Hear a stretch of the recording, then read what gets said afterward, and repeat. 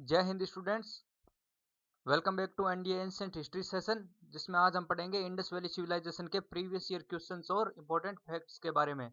और फैक्ट्स से हम शुरुआत करते हैं कि फैक्ट्स क्यों जरूरी है। फैक्ट्स इसलिए जरूरी हैं क्योंकि अगर हम किसी सभ्यता के बारे में पढ़ते हैं, जैसे हमने हड़प्पा सभ्यता या किसी भी टॉपिक के बारे में पढ़ते हैं, तो किसी भी टॉपिक के बारे में हम उसका जनरल आइडिया उसकी थ्योरी से और उसकी पूरी जो दशा होती है वो हम उसके बारे में थ्योरी पढ़ के अंदाजा लगा सकते हैं।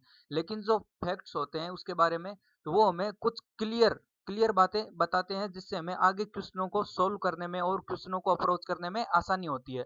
तो पिछले वीडियो में हमने जो पढ़ा था हड़प्पा सिविलाइजेशन के बारे में, वो था कि ओवरऑल हड़प्पा सिविलाइजेशन कैसी थी। और आज के जो फैक्ट्स हैं उसमें यह पता चलेगा कि हड़प्पा सभ्यता में कौन कौन से स्थल से जुड़ी हुई कौन कौन सी इंपॉर्टेंट बात है। और पहला फैक्ट है कि सिंधु घाटी सभ्यता में विख्यात, यानी जो सिंधु घाटी सभ्यता से रिलेटेड जो वर्षभ मुद्रा थी, यानी जो कुबड़ वाला सांड था, जो बताया जाता है कि हड़प्पा सभ्यता का दूसरा सबसे इंपॉर्टेंट जानवर था, तो उसकी जो मोहर थी यानी मुद्रा थी वो मोहनजोदड़ो से प्राप्त हुई है। यानी हड़प्पा सिविलाइजेशन की मोहनजोदड़ो सिटी से वर्षभ मुद्रा प्राप्त हुई है। और दूसरा है कि सिंधु घाटी सभ्यता में पाषाण मूर्तियां बनाने के लिए, और पिछले वीडियो में है कि सिंधु घाटी सभ्यता के जो लोग थे वो मूर्तियां और दूसरे चीजें बनाने में, शिल्प कला में बहुत ही उन्नत थे, विकसित थे। तो वो जो पाषाण मूर्तियां बनाते थे वो उससे बनाने में वो सामान्यतः सेल खड़ी और मुलायम बलुआ पत्थर का इस्तेमाल करते थे। यानी ये बालू पत्थरों का इस्तेमाल करते थे जो मुलायम होते थे, और दूसरा पत्थर था सेल खड़ी। और अगला है कि हड़प्पा के लोग थे वो धार्मिक प्रथा में यकीन करते थे, मंदिर नहीं बनाते थे लेकिन धार्मिक प्रथा में यकीन करते थे। और ऐसा जो लोथल, कालीबंगा और बनावली है, इन तीन जगहों से अग्नि वेदिका के सबूत मिले हैं। अब यहाँ अग्नि वेदिका का अर्थ हुआ हवन कुंड, यानी यहाँ पे हवन करने के प्रमाण मिले हैं। और अगला देखते हैं, इससे अगला फैक्ट है कि हड़प्पा सभ्यता का व्यापार, जो हड़प्पा सभ्यता का व्यापार चलता था वो मुख्यतः वस्तु विनिमय पर आधारित था। यानी जो जो व्यापार होता था वो थिंग्स के बदले थिंग्स एक्सचेंज करके किया जाता था, या रॉ मटेरियल के बदले प्रोसेस्ड जो माल होता था, सामान होता था, उसके बदले व्यापार किया जाता था। लेकिन आंशिक रूप से, यानी जो मेजोरिटी जो लोग थे वो वस्तु विनिमय के द्वारा व्यापार करते थे, लेकिन जो कुछ लोग थे, गिने चुने लोग, वो मुद्रा के द्वारा भी व्यापार करते थे। यानी जो मुद्रा थी, करेंसी थी, उसका इस्तेमाल करते थे। और उसके बाद अगला फैक्ट है कि हड़प्पा सभ्यता का सबसे पुराना स्थल, यानी भारत पाकिस्तान के बंटवारे के बाद हड़प्पा सभ्यता के आधे स्थल है वो पाकिस्तान में है और आधे स्थल भारत में है।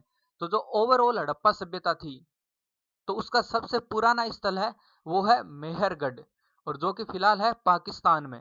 और दूसरा है कि हड़प्पा सभ्यता का सबसे पुराना स्थल जो कि भारत में है, यानी भारत में मौजूद हड़प्पा सभ्यता का सबसे पुराना स्थल कौन सा है? राखी गढ़ी। और ये राखी गढ़ी में तीनों जो स्टेजेस थी हड़प्पा सिविलाइजेशन के, उसके हमें सबूत मिले हैं कि प्रारंभिक हड़प्पा सभ्यता, अर्बन हड़प्पा सभ्यता यानी मैच्योर मैच्योर हड़प्पा सभ्यता, और उत्तर हड़प्पा सभ्यता यानी जब हड़प्पा सभ्यता बन रही थी और जब अपने पीक पे यानी नगरीय संस्कृति में पहुंची, और उसके बाद जब उसका देहातीकरण हुआ, तो ये तीनों चरण है उसके हमें प्रमाण भारत में राखी गढ़ी से मिलते हैं। और ये सबसे पुराना सभ्यता स्थल है भारत में। और जो मेहरगढ़ है वो पूरी हड़प्पा सभ्यता यानी भारत पाकिस्तान दोनों जो स्थलों को मिला के वो सबसे पुराना स्थल है। और जो हड़प्पा सभ्यता है, इसको हम हड़प्पा सभ्यता क्यों कहते हैं? क्योंकि मेनली जितनी सिविलाइजेशन थी वो सिंधु घाटी सभ्यता में थी। लेकिन जो हड़प्पा सभ्यता नाम है, इसको इसको दिया था वो नाम सर जॉन मार्शल ने। और सर जॉन मार्शल ही थे जो हड़प्पा और मोहनजोदड़ो की जब खुदाई हुई तो उनके प्रभारी थे, यानी सुपरवाइजर थे वो सर जॉन मार्शल ही थे उस टाइम इंडियन आर्कोलॉजी के। और हड़प्पा सभ्यता में ऐसे भी हमें एविडेंस मिलते हैं कि हड़प्पा सभ्यता में दास प्रथा प्रचलित थी। दास प्रथा मतलब स्लेवरी सिस्टम था हड़प्पा सभ्यता में उस टाइम भी। ये कैसे पता चलता है कि हड़प्पा में, और जब उनकी खुदाई हुई तो हमें ऐसी ऐसी कई चीजें मिली, जैसे एक कमरे का बैरक, और जो खिलौने और जो मूर्तियां बनती थी, तो उससे पता चलता है कि वो अलग अलग क्वालिटी की बनती थी। और ये क्वालिटी यही डिनोट करती है कि उन्हें इस्तेमाल करने वाले लोग भी अलग अलग थे। तो इससे पता चलता है कि हड़प्पा सभ्यता में उस टाइम स्लेवरी सिस्टम भी एक्टिव था। और हड़प्पा सभ्यता का आंतरिक व्यापार, अब जो मेजोरिटी बाहर ट्रेड करती थी, तो हड़प्पा सभ्यता के लोग, वो तो वस्तु विनिमय के द्वारा ही होता था, जैसे मेसोपोटामिया की सभ्यता के साथ, सुमेर की सभ्यता के साथ, ईरान के साथ। तो ये जो व्यापार होता था वो मेनली किससे होता था? वस्तु विनिमय के द्वारा। लेकिन जो आंतरिक व्यापार था, जैसे हड़प्पा सभ्यता में मेन प्रमुख 7 सिटीज थी, जो कि पिछले वीडियो में मैंने बताया है कौन-कौन सी थी। तो ये जो सिटीज थी, बड़े शहर थे, ये आपस में व्यापार करते थे। तो वो मुद्रा विनिमय द्वारा व्यापार करते थे। तो ये हो गए इंपॉर्टेंट फैक्ट्स इस सभ्यता से रिलेटेड। आगे हम देखेंगे इंपॉर्टेंट क्वेश्चंस जो इस सभ्यता से जुड़े हुए हैं और पेपर की दृष्टि से महत्वपूर्ण है, और ये सारे क्वेश्चन स्टैंडर्डाइज्ड क्वेश्चन है यूपीएससी के हिसाब से। तो जो पहला क्वेश्चन है उसके बारे में जानते हैं कि सिंधु घाटी सभ्यता के बारे में निम्न में से कौन सा कथन असत्य है। तो पेपर का पहला स्टेप क्या होता है कि हमें क्वेश्चन को ध्यान से पढ़ना होता है, उसके बाद हमें उसके जो ऑप्शंस होते हैं उसको एनालाइज करना होता है। यही हमारा क्वेश्चन का अप्रोच होता है, उसी के आधार पर हम सही करते हैं। तो हमें पूछा जाता है कि सिंधु घाटी सभ्यता के बारे में निम्न में से कौन सा कथन असत्य है, यानी which one of these following options is wrong, यानी कौन सा ऑप्शन गलत है। तो पहला ऑप्शन है कि नगरों में नालियों की सुदृढ़ व्यवस्था, यानी प्रॉपर जो ड्रेनेज सिस्टम था वो हड़प्पा सभ्यता में था क्या। और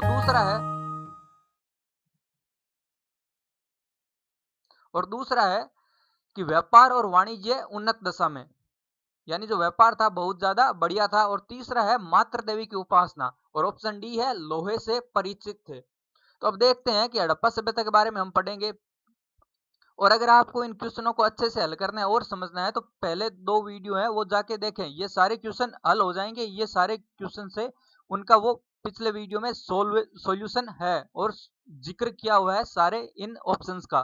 तो नगर में हड़प्पा मोहनजोदड़ो ये फेमस इस कारण थी कि वहां पे नालियों की सैनिटेशन की प्रॉपर व्यवस्था थी। दूसरा, व्यापार और वाणिज्य उन्नत दशा में हड़प्पा सिविलाइजेशन थी वो ट्रेड बेस्ड सिविलाइजेशन थी, यानी व्यापार ही वहां पे सबसे बेस्ट था। और मातृ देवी की उपासना, हमें ऐसे भी प्रमाण मिले हैं वहां पर कि लोग मातृ सत्तात्मक समाज था वहां पर, और महिलाओं को या माताओं को प्रधानता दी जाती थी। तो ये तीनों ऑप्शन करेक्ट है। चौथा है लोहे से परिचित।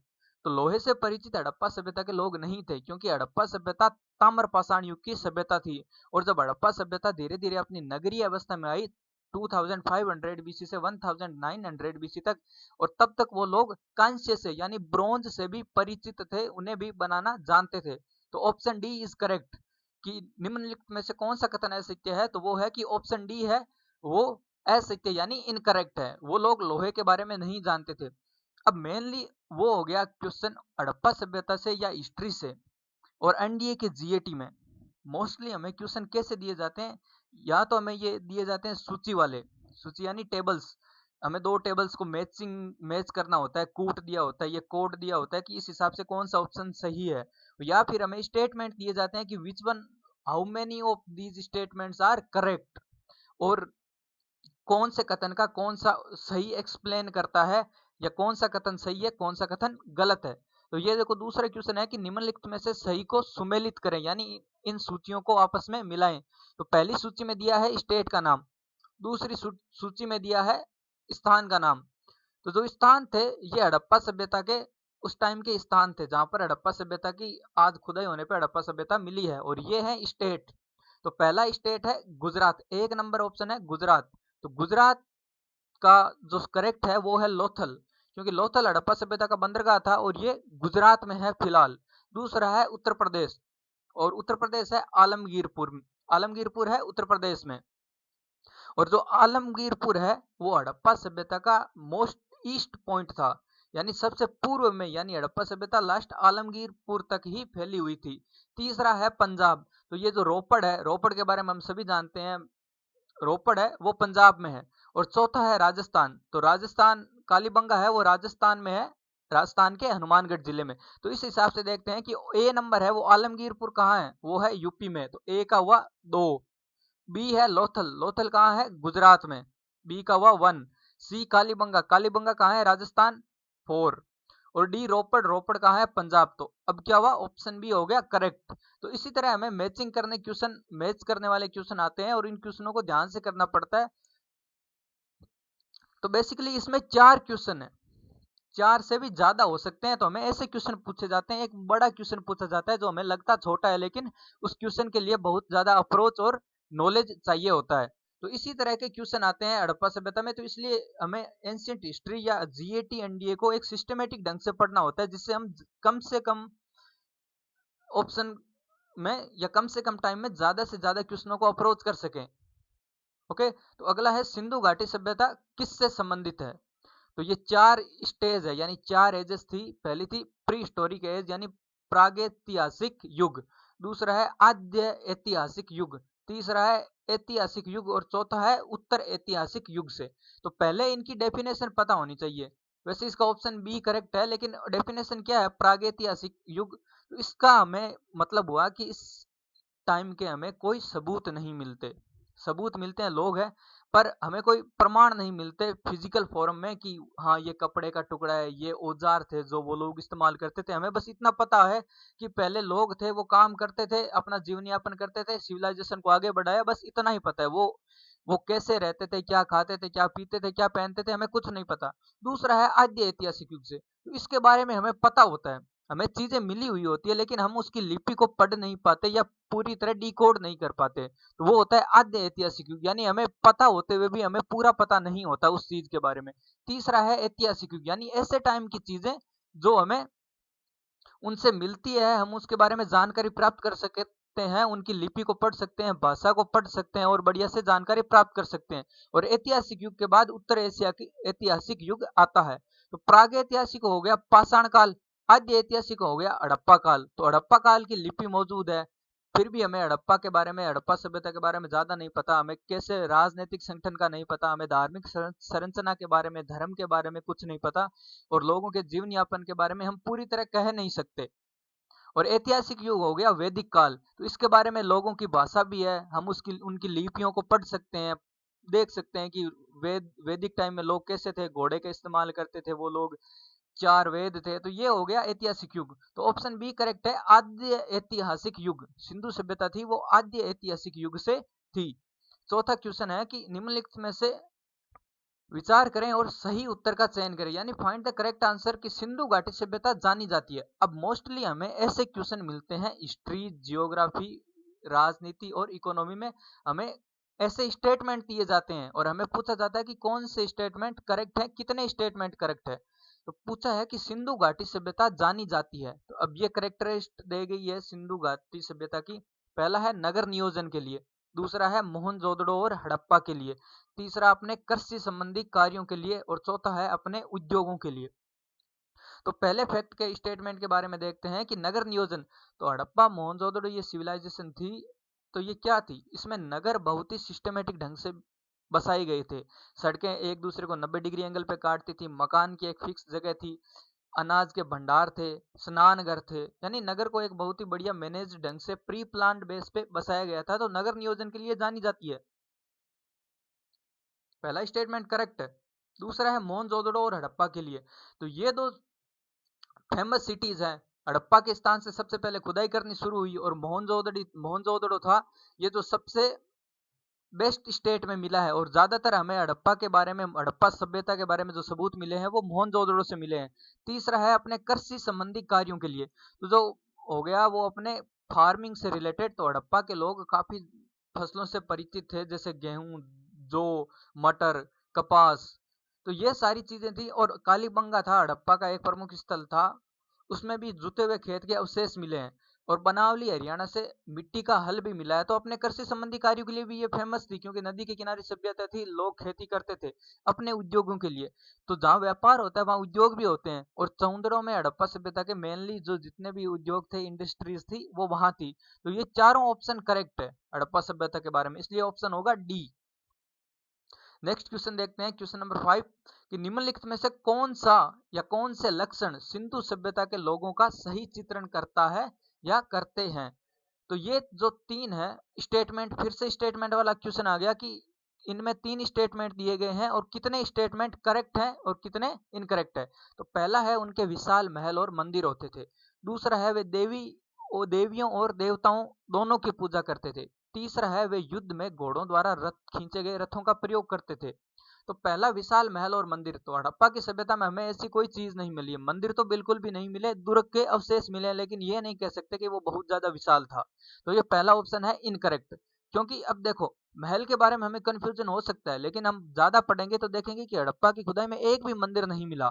तो मतलब ये दोनों मंदिर आ गया, तो ये पूरा वो पहला स्टेटमेंट है वो इनकरेक्ट है, क्योंकि मंदिर हड़प्पा सभ्यता में एक भी मंदिर नहीं मिला। धार्मिक स्थिति हड़प्पा सभ्यता की आज भी क्लियर नहीं है। दूसरा है वे देवियों और देवताओं दोनों की पूजा करते थे। हड़प्पा सभ्यता थी वो भले ही मात्र सत्तात्मक थी, लेकिन वहां पे पुरुष देवताओं के भी प्रमाण मिले हैं, जैसे पशुपतिनाथ के पीपल के पेड़ की शाखाओं पर जो देवता विराजमान थे। तो ये सब इंगित करता है कि वो देवियों और देवताओं दोनों की पूजा करते थे। ऑप्शन 2 है वो करेक्ट है। और तीसरा है वे युद्ध में घोड़ों द्वारा खींचे गए रथों का प्रयोग करते थे। तो पहली बात है कि हड़प्पा के लोग थे वो व्यापार ज्यादा करते थे, युद्ध का कोई प्रमाण नहीं मिला है हड़प्पा सभ्यता से। और जो घोड़े थे वो वैदिक सभ्यता के लोग इस्तेमाल करते थे। हड़प्पा के सभ्यता में सिर्फ सुरकोटड़ा नामक स्थान से घोड़े के अवशेष मिले हैं। बाकी घोड़े के इस्तेमाल करने के पूरी हड़प्पा सभ्यता के कितने भी कोई भी शहर में कोई हमें प्रमाण नहीं मिले हैं।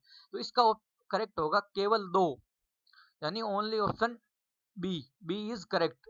ये जो स्टेटमेंट नंबर सेकंड है यही करेक्ट है। तो इस तरह हम देखेंगे कि क्वेश्चनों को स्टेटमेंट होंगे तो हमें उनको डिड्यूस करना है और उनको ऐसे अप्रोच करना है कि मंदिर नहीं थे, युद्ध और घोड़े दोनों ही हड़प्पा सभ्यता में नहीं थे, तो वो देवियों और देवताओं की पूजा करते थे।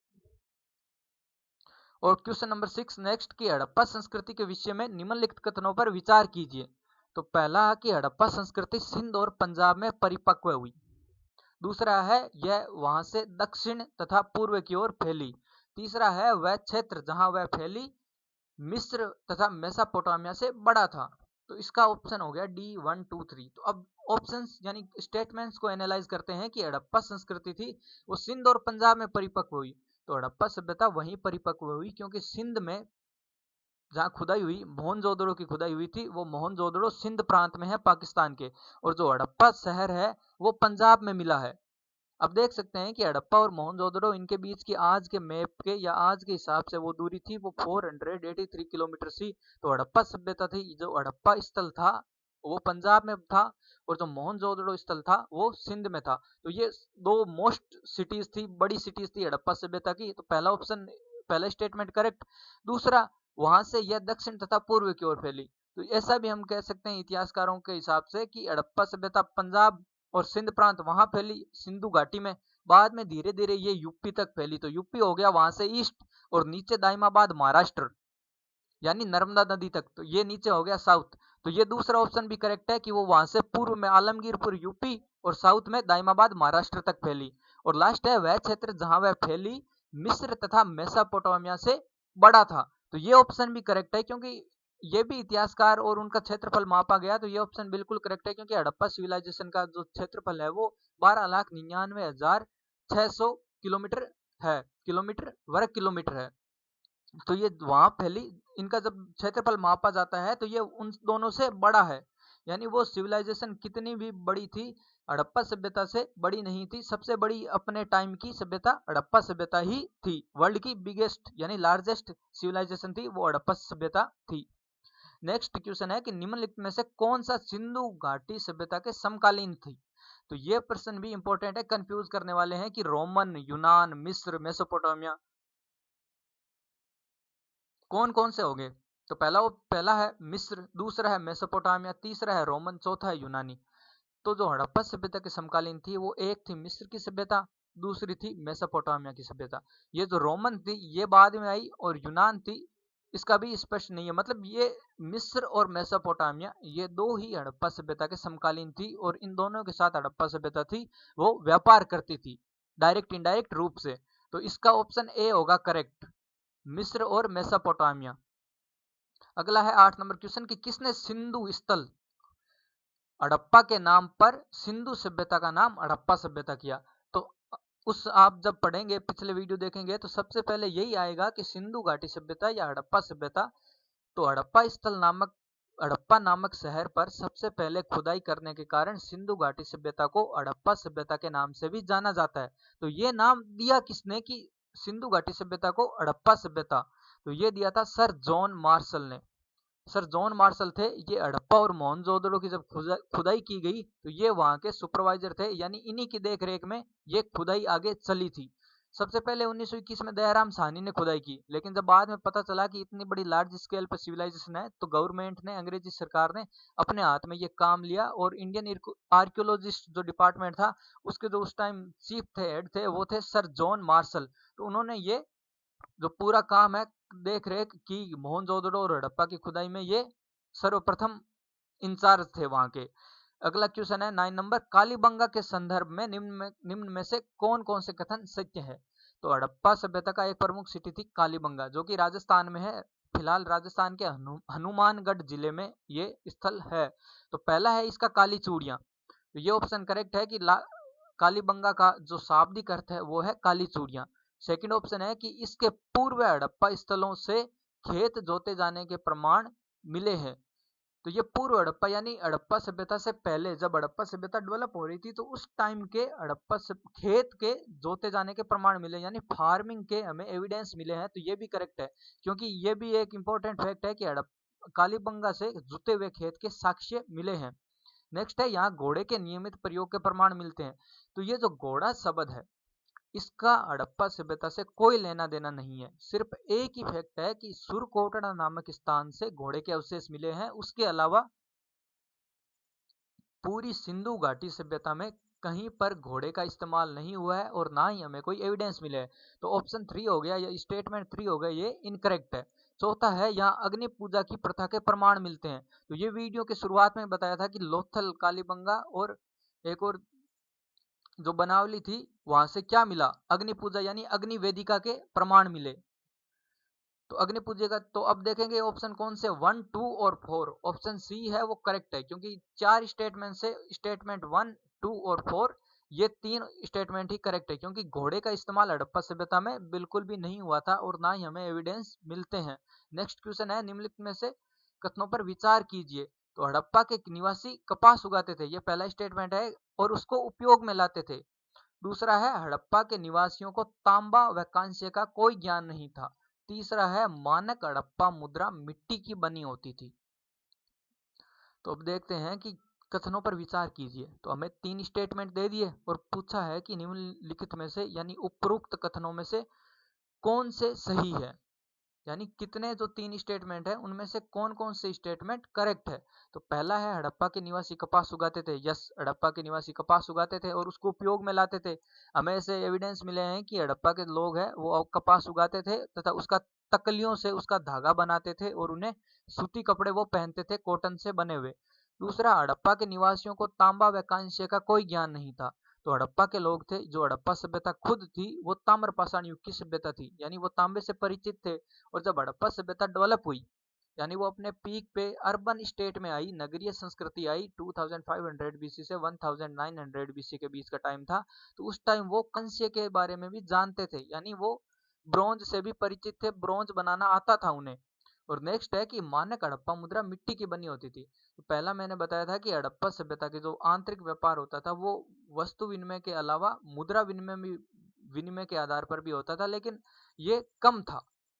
वस्तु विनिमय का लोग ज्यादा इस्तेमाल करते थे, मुद्रा विनिमय का कम। लेकिन जो हड़प्पा मुद्रा थी, यानी जो करेंसी थी, वो मिट्टी की नहीं थी, मिट्टी की करेंसी नहीं थी, वो मुख्यतः कांसे की और बनी होती थी, ऐसे प्रमाण मिले हैं। तो हड़प्पा की जो मानक मुद्रा थी वो मिट्टी की नहीं बनी थी। तो इसमें से कौन सा ऑप्शन करेक्ट है? वो है केवल पहला ऑप्शन, क्योंकि वो कपास उगाते थे और उसका उपयोग में करते थे, उसके बने कपड़े पहनते थे। तो पहला ऑप्शन हो गया करेक्ट स्टेटमेंट। दूसरा है, हड़प्पा के निवासियों को तांबे व कांस्य का कोई ज्ञान नहीं था। नहीं, उन्हें बिल्कुल ज्ञान था। तीसरा है, मानक हड़प्पा मुद्रा मिट्टी की बनी होती थी। बिल्कुल नहीं, हड़प्पा की जो थी वो धातु से बनी होती थी। यानी कौन करेंसी है वो मिट्टी से बनाएगा, ऐसे तो कोई भी करेंसी बना लेगा, व्यापार कैसे चलेगा? तो ये तो एक मतलब कॉमन थिंकिंग वाली बात है कि मिट्टी की मुद्रा कैसे हो सकती है। और 11th है क्वेश्चन लास्ट की, हड़प्पा सभ्यता का पक्की मिट्टी का हल कहाँ पाया गया? तो ये है ऑप्शन बी, बनावली। तो पहला है मोहनजोदड़ो। तो मोहनजोदड़ो में हमें क्या मिला है, देखें इस हिसाब से। तो मोहनजोदड़ो में हमें मिले हैं बड़े स्नान घर, अनाज का कोटार, नर्तकी की कांस्य मूर्ति, एक कपड़े का टुकड़ा। तो ये मोहनजोदड़ो मिले हैं। दूसरा है बनावली, जो कि एक मेजर सिटीज में है हड़प्पा सभ्यता की। तो वो है हरियाणा में, हरियाणा के हिसार जिले में। तो वहां से पक्की मिट्टी का हल मिला है। और कालीबंगा में हल नहीं मिला, हमें केवल जुते हुए खेत के साक्ष्य मिले हैं। वहां पे जो खेत है उसको बोया गया है, ऐसा हमें सबूत मिले हैं। और जो लोथल है ऑप्शन डी, ये गुजरात में है और यहाँ पे बंदरगाह मिला है। और बंदरगाह के साथ क्या मिला है? डॉक यार्ड, जहाँ पे शिप्स बनाए जाते थे या उन्हें रखा जाता था। और अगला क्वेश्चन है कि प्रथम नगरीय क्रांति का संबंध निम्नलिखित में से किस सभ्यता से है? तो प्रथम नगरीय क्रांति यानी फर्स्ट जो अर्बन रेवोल्यूशन हुआ था, यानी नगर बसाने की जो प्रमाण मिलते हैं पुराने शहरों में, पुरानी सभ्यताओं में। अगर हम मेसोपोटामिया और मिस्र की भी देखें तो भी वहां पे इतने शहर नहीं थे, हड़प्पा के बाद ही शहर डेवलप हुए थे और ज्यादातर वो गांव के रूप में थे, इतने बड़े विकसित और सुनियोजित तरीके से नहीं थे। तो ये जो हड़प्पा सभ्यता, वैदिक सभ्यता और मौर्य सभ्यता, ये तो बाहर से भी तुलना नहीं की गई, कंट्री से तुलना की गई है। तो हम साफ साफ देख सकते हैं कि हड़प्पा सभ्यता ही करेक्ट होगा, ऑप्शन ए। क्योंकि मौर्य बहुत बाद में आई, उससे पहले वैदिक आए। और जो हड़प्पा सभ्यता था वो एक मिडिल स्टेज था, वो शहरी संस्कृति थी। वहां पे शहर बसा हुआ था और बड़ी बड़ी सिटीज थी, एक के अलावा कितनी थी? टोटल 7 और 8 मेजर सिटीज थी, वो हड़प्पा सभ्यता में थी। तो ऑप्शन ए है वो करेक्ट है कि नगरीय क्रांति थी वो हड़प्पा सभ्यता से ही संबंधित है, क्योंकि यहीं पर सबसे पुराने और सबसे बड़े शहर मिलते हैं। और मोहनजोदड़ो व हड़प्पा की पुरातात्विक खुदाई के प्रभारी थे, यानी जो इंचार्ज थे हड़प्पा और मोहनजोदड़ो की, जो आर्कियोलॉजिस्ट साइट के इंचार्ज थे, वो थे कौन थे? A lord Macaulay, B sir John Marshall, C Clive और डी कर्नल टोड। तो ये लॉर्ड मैकाले हो गया, ये तो इंडिया में एजुकेशन पॉलिसी इंट्रोड्यूस की थी उन्होंने। और ये जो ऑप्शन बी था, मैंने पहले भी वीडियो में उस टाइम जिक्र किया था ऊपर क्वेश्चन में कि सिंधु सभ्यता को हड़प्पा सभ्यता नाम किसने दिया? तो वो थे सर जॉन मार्शल। और मोहनजोदड़ो और हड़प्पा की खुदाई के प्रभारी भी थे, इंचार्ज थे, वो भी थे सर जॉन मार्शल। और ये रॉबर्ट क्लाइव, ये थे बंगाल के गवर्नर थे पहले ईस्ट इंडिया कंपनी के टाइम। और ये जो सर जॉन मार्शल थे ये 1924 में थे, 1924। और डी कर्नल टोड, ये ज्यादातर राजस्थान की हिस्ट्री के इर्द गिर्द घूमते हैं और ये इन्होंने ज्यादातर राजस्थान की हिस्ट्री का ही रिकॉर्ड किया है और उन्हीं के बारे में बुक लिखी है।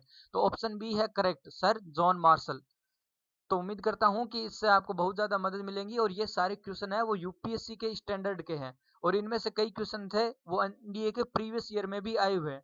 तो इन क्वेश्चनों से ये देखें कि हमें क्वेश्चन को अप्रोच कैसे करना है और क्वेश्चन किस हिसाब के आते हैं। और स्टेटमेंट वाले क्वेश्चन होते हैं तो उन्हें किस प्रकार पूछा जाता है कि हमें पूछा गया है कि कौन से कथन सही है या कौन से कथन गलत है। तो पहले प्रश्न पढ़ें, फिर ऑप्शन को एनालाइज करें। इसमें अगर आप वीडियो ध्यान से देखेंगे तो ज्यादा टाइम नहीं लगता है। अगर आपका पहले पढ़ा हुआ है या इस वीडियो से जो इस सीरीज के जो पहले 2 वीडियो देखे हैं तो इनमें से लगभग आपके क्वेश्चन हल हो जाएंगे। थैंक यू, जय हिंद।